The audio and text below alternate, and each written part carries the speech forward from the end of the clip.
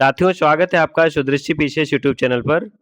साथियों, समीक्षा अधिकारी परीक्षा, यूपी पीएससी की अन्य परीक्षाओं, यूपी ट्रिपल एससी की पेट आदि परीक्षाओं के लिए इसका जो सामान्य अध्ययन प्रश्न पत्र होता है, उसके सामान्य अध्ययन के सारे विषयों के महत्वपूर्ण प्रश्नों की श्रृंखला के अंतर्गत मैं आपको परीक्षा की दृष्टि से अति महत्वपूर्ण प्रश्न उपलब्ध करा रहा हूँ। इसी श्रृंखला में अभी हम आपको उपलब्ध करा रहे हैं आधुनिक भारत का इतिहास विषय के महत्वपूर्ण प्रश्न, और इसमें कुल 7 भाग हम आपको उपलब्ध करा चुके हैं। आप प्लेलिस्ट में जाकर वहाँ पर देख सकते हैं, वहाँ पर उपलब्ध है। आप उनका रिवीजन कर सकते हैं, अध्ययन कर सकते हैं, उनके आप खुद के नोट्स बना सकते हैं। और ये आज हम लेकर आए हैं आधुनिक भारत का इतिहास का महत्वपूर्ण प्रश्नोत्तर का भाग 8। ठीक है, जिन साथियों ने अभी तक चैनल को सब्सक्राइब नहीं किया है वो चैनल को सब्सक्राइब कर लें और बेल आइकन दबा लें, जिससे नए वीडियोज़ का नोटिफिकेशन आपको मिलता रहे। चलिए प्रारंभ करते हैं भाग 8। पहला प्रश्न देखते हैं, बंगाल का प्रथम गवर्नर कौन था? तो आज हम इस भाग में कुल जितने गवर्नर हुए, उसके बाद बंगाल के गवर्नर जनरल हुए, इसके बाद फिर भारत के गवर्नर जनरल हुए और फिर भारत के वायसराय हुए।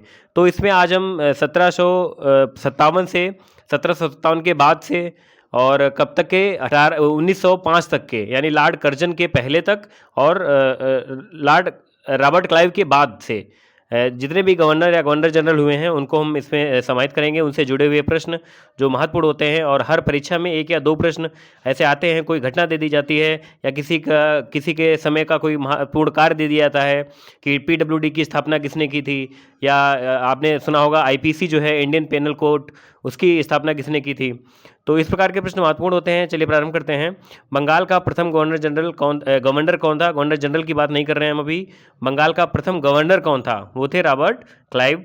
इसके बाद अगला प्रश्न है, रॉबर्ट क्लाइव, देखिए पहले क्या हुआ, बंगाल का प्रथम गवर्नर हुआ, इसके बाद फिर बंगाल का गवर्नर जनरल बन गया, फिर वही भारत का गवर्नर जनरल बन गया, और उसके बाद क्या हुआ, भारत का वायसराय कहा जाने लगा वो। तो बंगाल का प्रथम गवर्नर कौन था? Robert Clive. अब यहाँ पर प्रश्न बनता है कि रॉबर्ट क्लाइव, इनका कार्यकाल क्या था? तो ये बंगाल के 2 बार गवर्नर बन के आए।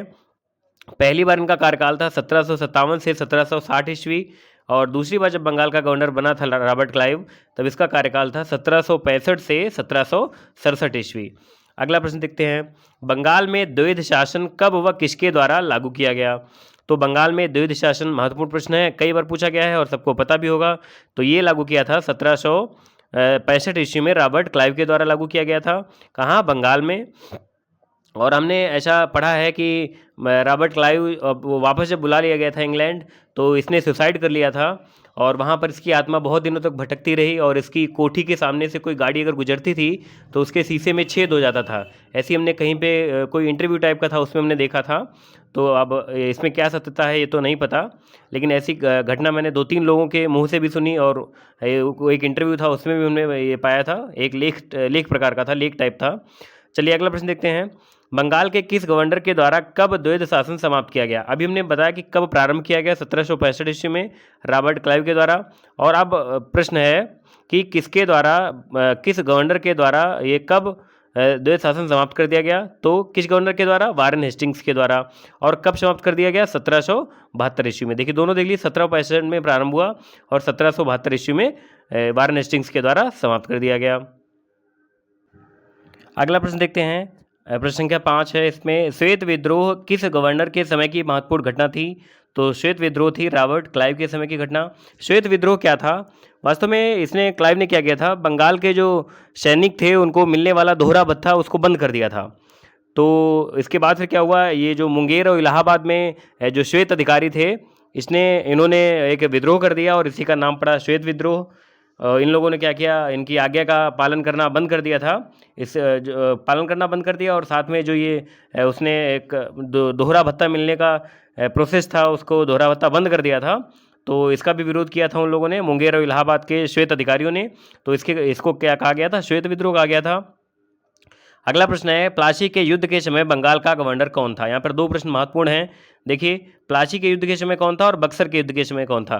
तो प्लासी का युद्ध आपको पता होगा 1757 में हुआ, और बक्सर का युद्ध 1764, यानी एक 1757 में हुआ और बक्सर का युद्ध 1764 में हुआ। तो प्लासी के युद्ध के समय कौन था? रॉबर्ट क्लाइव था। लेकिन बक्सर के युद्ध के समय कौन था? तो बक्सर के युद्ध के समय बंगाल का गवर्नर था हेनरी वेंसिटाट। महत्वपूर्ण प्रश्न है, आप लोगों ने इनका नाम नहीं सुना होगा, लेकिन ये उस समय गवर्नर थे बंगाल के। बंगाल का अंतिम गवर्नर व प्रथम गवर्नर जनरल कौन था? अब यहाँ पर प्रश्न बनता है कि बंगाल का अंतिम गवर्नर और बंगाल का प्रथम गवर्नर जनरल, यानी अंतिम गवर्नर भी यही था वारेन हेस्टिंग्स, और बंगाल का प्रथम गवर्नर जनरल भी यही था। कौन? वारेन हेस्टिंग्स, क्योंकि पद नाम बदल दिया गया था, गवर्नर से गवर्नर जनरल कर दिया गया था। इसके बाद अगला प्रश्न है, बनारस की संधि 1773 ईस्वी, बनारस की संधि कब हुई? 1773 ईस्वी में। आप लोग कमेंट बॉक्स में हमें बताइए कि बनारस की संधि किसके किसके मध्य हुई, क्योंकि इसके पहले वाले जो उसका एक भाग था उसमें बता चुके हैं आपको, उसमें PDF में मैंने डाला था क्वेश्चन कि किसके किसके मध्य हुई थी। फैजाबाद की संधि किसके किसके मध्य हुई? 1775 ईस्वी में हुई। ये भी किसके किसके मध्य हुई, आपको ये भी बताया था मैंने।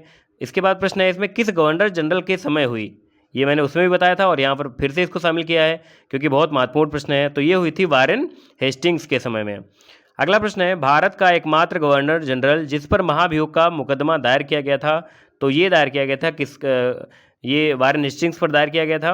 और ये किसके द्वारा दायर किया गया था? ये बर्क के द्वारा दायर किया गया था, बर्क ने दायर किया था। अगला प्रश्न है, प्रश्न संख्या 11, किस गवर्नर जनरल को भारत में सिविल सेवा का जन्मदाता कहा जाता है?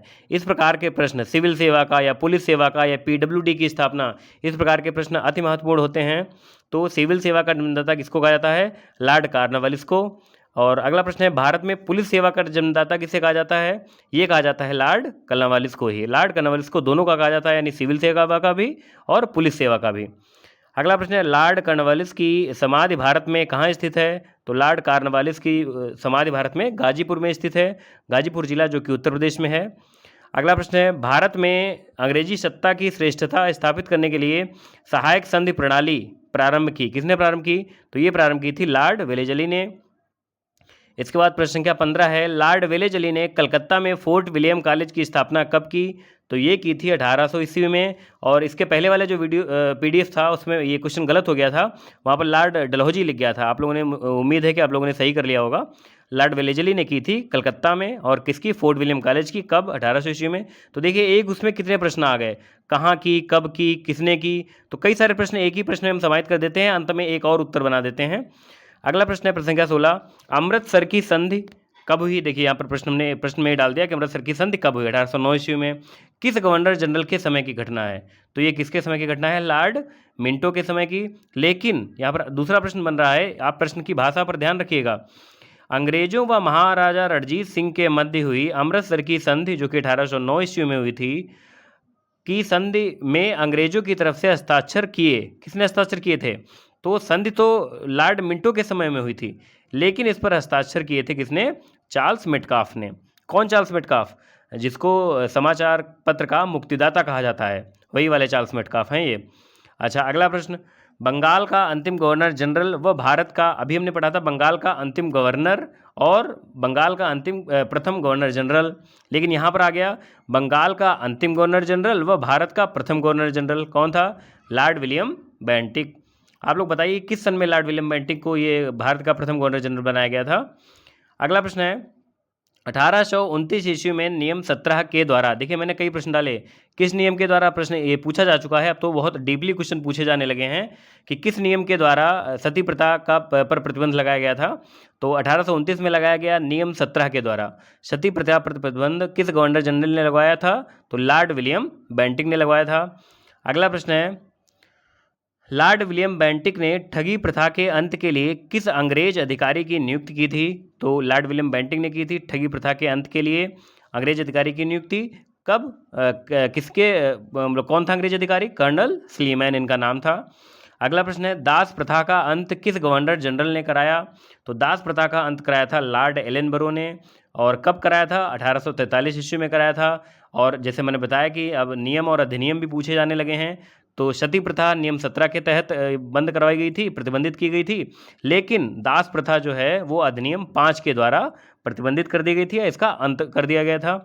अगला प्रश्न है प्रश्न संख्या 22, खोंड जनजाति में प्रचलित नर बलि प्रथा का दमन करने के लिए लॉर्ड हार्डिंग ने किस अंग्रेज अधिकारी की नियुक्ति की? तो खोंड, ये नरबल प्रथा का दमन किसने किया? लॉर्ड हार्डिंग ने किया। किस अंग्रेज अधिकारी की नियुक्ति की इसके लिए? की थी कैंपबेल की। किसकी? कैंपबेल की नियुक्ति थी। प्रश्न संख्या 23 है, किस गवर्नर जनरल को समाचार पत्रों के मुक्तिदाता के रूप में जाना जाता है? तो अभी मैंने बताया किसको जाना जाता है, चार्ल्स मेटकाफ को। अगला प्रश्न है, किस गवर्नर जनरल ने शेरशाह सूरी मार्ग का नाम बदलकर जीटी रोड रख दिया? तो किसने किया था ये, लॉर्ड ऑकलैंड ने। और बहुत महत्वपूर्ण प्रश्न है, इस पे स्टार लगा लीजिए आप लोग। इसके बाद सिंध का विलय किस गवर्नर जनरल के समय की महत्वपूर्ण घटना है? तो सिंध का विलय लॉर्ड एलन बरो के समय की महत्वपूर्ण घटना है। या सिंध का विलय किसके समय हुआ, लॉर्ड एलन बरो के समय हुआ। अगला प्रश्न है, भारत में सिक्किम का विलय कब हुआ? देखिए यहाँ पर मैंने सन डाल दिया 1850 ईस्वी में। और पंजाब का विलय यानी पंजाब को कब जीत लिया था? पंजाब को जीत लिया था किसने, लॉर्ड डलहौजी ने।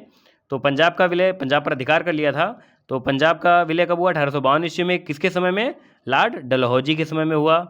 अगला प्रश्न है, व्यपगत सिद्धांत के अंतर्गत लॉर्ड डलहौजी ने सर्वप्रथम किस राज्य का अधिग्रहण किया? तो किस राज्य का अधिग्रहण किया था, सतारा का। कब, 1848 में यानी 1848 ईस्वी में। अगला प्रश्न है, लॉर्ड डलहौजी ने अवध का अधिग्रहण 1856 ईस्वी में किस रिपोर्ट के आधार पर किया? तो यहाँ पर देखिए प्रश्न में ही उत्तर है एक, कि अवध का अधिग्रहण कब हुआ, 1856 ईस्वी में। एक तो ये उत्तर हो गया। दूसरा, किस रिपोर्ट में के आधार पर किया गया? तो ये आउट्रम की रिपोर्ट थी। किसकी, आउट्रम की रिपोर्ट के आधार पर। अगला प्रश्न है, भारत में सर्वप्रथम सार्वजनिक निर्माण विभाग, ये प्रश्न कई बार पूछा जा चुका है और यूपी ट्रिपल एससी की पेट परीक्षा के लिए ऐसे प्रश्न बहुत महत्वपूर्ण हैं। इससे आप देख लेना कि यूपी ट्रिपल एससी की जो पेट परीक्षा है उससे 2 या 3 प्रश्न आने की पूरी संभावना है। तो भारत में सर्वप्रथम सार्वजनिक निर्माण विभाग की स्थापना किस गवर्नर जनरल ने कराई?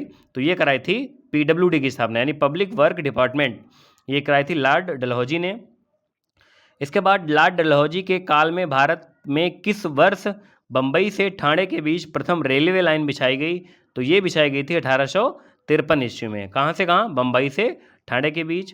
अगला प्रश्न है, 1857 ईस्वी का विद्रोह किस गवर्नर जनरल के समय हुआ? ये भी प्रश्न महत्वपूर्ण है और बहुत आसान है, कई बार पूछा गया है। तो ये हुआ था लॉर्ड कैनिंग के गवर्नर जनरल के समय हुआ था। कौन, 1857 का विद्रोह। अगला प्रश्न है, 1857 ईस्वी के विद्रोह के पश्चात, अब यहाँ पर देखिए इनका नाम बदल दिया गया। पहले बंगाल के गवर्नर जनरल थे, अब भारत के वायसराय बन गए। तो भारत के प्रथम वायसराय किसे बनाया गया था, लॉर्ड कैनिंग को ही। अगला प्रश्न है, भारतीय दंड संहिता कब व किसके कार्यकाल में निर्मित की गई? तो भारतीय दंड संहिता आईपीसी, तो आईपीसी की धाराएं आप जानते होंगे, इसी के आधार पर जो है धाराएं लगाई जाती हैं किसी अपराध में या किसी कृत्य में। ये कब बनाई गई थी, 1861 ईस्वी में। देखिए कितनी पुरानी है। और किसके कार्यकाल में, लॉर्ड कैनिंग के ही कार्यकाल में आईपीसी का निर्माण हुआ था। अगला प्रश्न, लॉर्ड लिटन के कार्यकाल में गठित भारत का प्रथम अकाल आयोग, इसका नाम क्या था, स्ट्रेची आयोग। अब प्रश्न पूछ दिया जाता है, कभी कभी मिलाने को भी आ जाता है, एक तरफ आयोग दिए होंगे, एक तरफ उनके कार्य दिए होंगे, किस लिए इनका गठन हुआ था, तो आपको वहाँ मिलाने के लिए पूछा जाएगा कि मिलाइए, मिलान करिए। तो अकाल आयोग किस लिए हुआ था, अकाल आयोग गठन हुआ था स्ट्रेची आयोग, अकाल आयोग के रूप में 1880 में यानी 1880 में। अगला प्रश्न है, भारत में स्थानीय स्वशासन का जनक किसे माना जाता है? तो ये माना जाता है लॉर्ड रिपन को। और स्थानीय स्वशासन से कई प्रश्न आते हैं पंचायत से जुड़े हुए। आगे हम जब आपको पॉलिटी पढ़ाएंगे तो उसमें एक पूरा इसी का वीडियो बनेगा और उसके जो महत्वपूर्ण प्रश्न है वो हम कवर करेंगे। अगला प्रश्न है, साहित्य जगत में ओवन मेरिडिथ ये एक उपाधि है और ये किसको मिली थी, किस नाम से, इस नाम से प्रसिद्ध था, कौन, लॉर्ड लिटन। लॉर्ड लिटन नाम से कौन प्रसिद्ध था, ओवन मेरिडिथ। अगला प्रश्न है, प्रथम दिल्ली दरबार कब व किस वायसराय के काल में आयोजित किया गया? तो ये आयोजित किया गया था 1 जनवरी 1877। दिल्ली दरबार कई आयोजित किए गए, तो ये प्रथम की बात कर रहे हैं हम, 1 जनवरी 1877 ईस्वी में लॉर्ड लिटन के कार्यकाल में। इसके बाद अगला प्रश्न है, किस वायसराय, और यही जब प्रथम दिल्ली दरबार, मुझे याद आ गया, प्रथम दिल्ली दरबार जब आयोजित किया गया था तब कहा गया था कि रोम जल रहा था और नीरो जो है बंसी बजा रहा था। इसके बारे में कहा गया था कि यहाँ पर बहुत दयनीय दशा थी और ये इधर क्या कर रहे थे, दिल्ली दरबार आयोजित कर रहे थे। तो कलकत्ता की एक पत्रिका थी, उसने इस घटना की तुलना की थी कि जब नीरो बंसी बजा रहा था और रोम जल रहा था। ठीक है, चलिए आगे चलते हैं।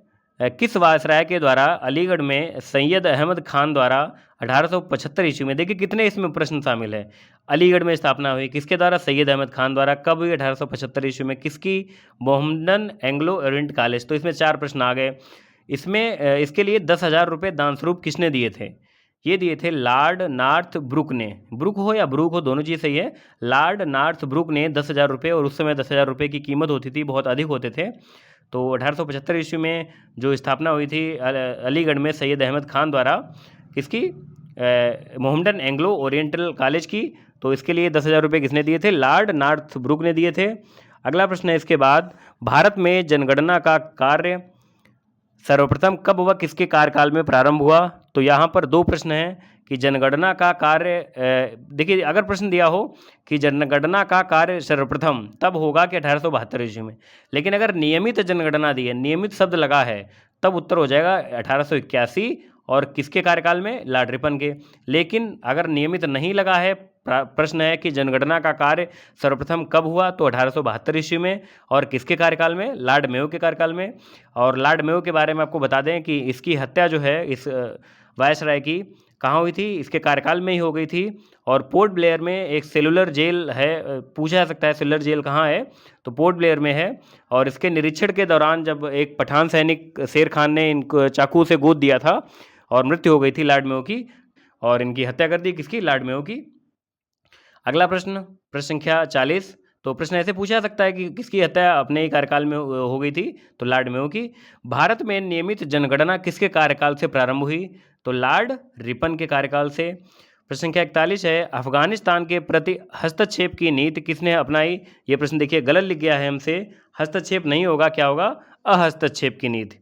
हम देखते हैं, एक सेकंड, ये अहस्तक्षेप की नीति है, हस्तक्षेप की नीति कोई अपनाई नहीं गई सर जॉन लॉरेंस के द्वारा। तो यहाँ पर आप लोग इसको ठीक कर लीजिए, एक सेकंड के लिए रुकते हैं हम। हाँ, यहाँ पर ठीक कर लीजिए, अहस्तक्षेप है ये, यहाँ पर अ लगेगा, ठीक है। तो अफगानिस्तान के प्रति अहस्तक्षेप की नीति किसने अपनाई? सर जॉन लॉरेंस ने अपनाई।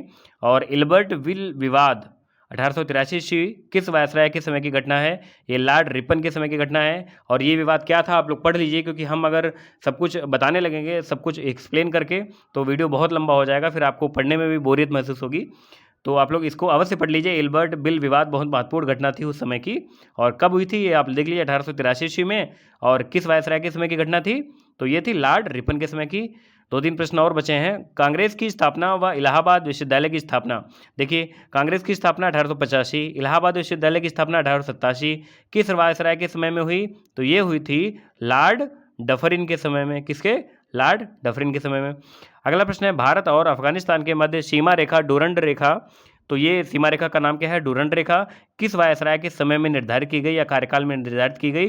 तो लॉर्ड लेंसडाउन के कार्यकाल में निर्धारित की गई। और अंतिम प्रश्न है इस भाग 8 का, किस वायसराय ने कहा था हमने भारत को तलवार के बल पर जीता है और तलवार के बल पर ही इसे अधीन रखेंगे? तो ये कहा था, ये प्रश्न पूछा जा चुका है पहले, लॉर्ड एल्गिन द्वितीय ने।